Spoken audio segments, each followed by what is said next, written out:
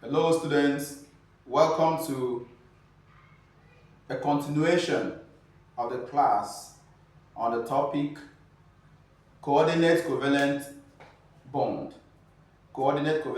or dative bond. We are continuing the class with example 2, which is tetraoxosulfate 6 acid. The chemical formula of it is H2SO4. H2SO4. H2SO4. What is the structure of H2SO4? Does the structure involve a dative bond, that is a coordinate covalent bond? First of all, let us explain the electron configuration of sulfur and also the electron configuration of oxygen.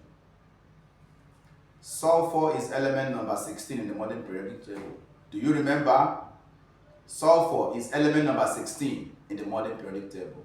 So it has 16 protons and 16 electrons. How are these electrons arranged? The electron configuration of sulfur is here. 2, 8, 6. 2, 8, 6. It has 6 electrons in the outermost shell. What about oxygen? Oxygen is element number 8. It has 8 electrons and they are arranged this way. 2, 6. Looking at the structure of H2SO4, you will notice that there's a single bond between this sulfur, which is the central atom, a single bond between it and this OH group, a single bond between this and this OH group. But when we get to this sulfur and this oxygen, we have an arrow. What does the arrow signify? The arrow means a dative bond. The arrow tells us that a dative bond is formed. Remember, we explained that to form a dative bond, it is only one atom that will bring the 2 electrons that are going to be shared. And these 2 electrons are usually together and we call them 1 electron pair. Do you understand? How many electron pairs does sulfur have? Let us go back to this electron configuration of sulfur, which we explained here. 2, 8, 6. The 2 and the 8 are in the inner shells. Then the 6 electrons are arranged this way. 1, 2, 3, 4, 5, 6. This is an electron pair. This is another electron pair. Do you understand?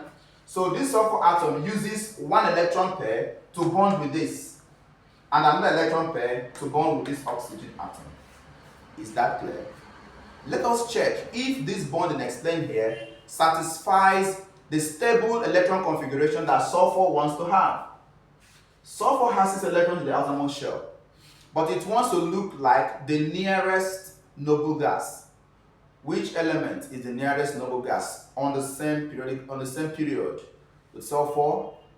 It is argon, which is element number 18.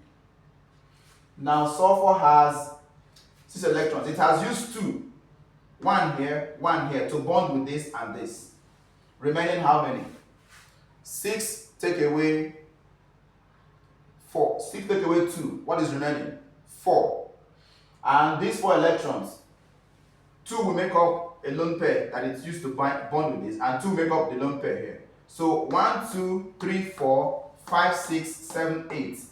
Is that a stable electron configuration for sulfur? Yes, it's a stable electron configuration for sulfur. What about the oxygen atoms that are involved in the dative bonds? Do they have a stable electron configuration now? Let's see. Count with me. 1, 2, 3, 4, 5, 6, 7, 8. Remember, this oxygen atom is not supplying any electron to this dative bond. It is the sulfur that is bringing a lone pair, the lone pair of electrons to be shared. So the lone pair it brings, that is 1, 2, adds to the 6 electrons that oxygen has in its outermost shell. That's 1, 2, 3, 4, 5, 6. To complete how many? 8 electrons, which is a stable electron configuration. What about hydrogen in this compound? Does it also have a stable octet structure? No.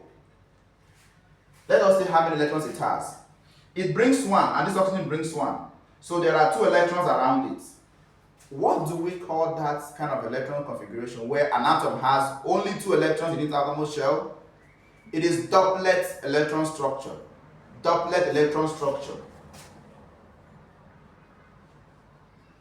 And that is the electron structure of the nearest noble gas. What is the nearest noble gas to hydrogen? It is helium, element number 2. The nearest noble gas to hydrogen is helium. Its electron configuration is doublet structure, that's 2 electrons in the outermost shell. It is that kind of electron configuration that this hydrogen has acquired as it gets involved in this covalent bond, single covalent bond it forms with oxygen. Do you understand? Do you have any question? You can drop the question on the comment section so that subsequently we'll look at it in our videos.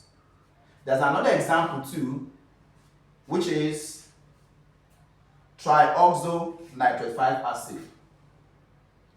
Trioxonitrate 5 acid, that is HNO3. This compound, does it have a dative bond in it? Look at the structure of the compound. We have a single bond between this nitrogen and this oxygen, a single bond between this oxygen and this hydrogen, and then a double bond between this nitrogen and this oxygen. Did you notice the arrow here? What does the arrow mean? It means coordinate covalent bond.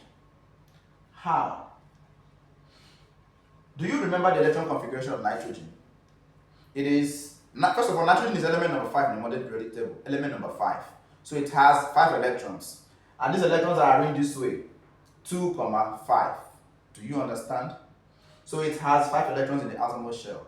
Is that a stable electron configuration? No. Nitrogen wants to have 8 electrons in the outermost shell. So it has experienced a single bond here with oxygen. Oxygen brings 1, nitrogen brings 1. Do you understand? Then the double bond here. Nitrogen brings 1 here, oxygen brings 1. Nitrogen brings another 1, oxygen brings another 1. Out of these 5 electrons in the outermost shell, nitrogen has supplied 1, 2, 3 in the formation of this single bond and this double bond. Do you understand? 5 take away 3. What is remaining? 2. And that is a lone pair of electrons. Do you understand?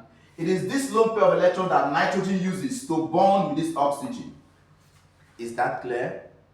When it bonds with this oxygen using that lone pair, does that satisfy the electron configuration of this that will make it stable? Let's find out. Here we have 2 electrons. 1, 2 coming from here. Then remember, oxygen is element number 8. Its electron configuration is 2, 6. So it has 6 electrons in its outermost shell. And these electrons are 1, 2, 3, 4, 5, 6. When you now add the 2 electrons that nitrogen is bringing, do we now have a stable electron configuration for oxygen? Yes. This is the structure of trioxonitrate 5 acid. We have 1 dative bond, that's coordinate covalent bond, 1 single bond between nitrogen and oxygen, and then 1 single bond between oxygen and hydrogen, and 1 double bond between nitrogen and oxygen. Is that clear? Do you still have any question about dative bond formation?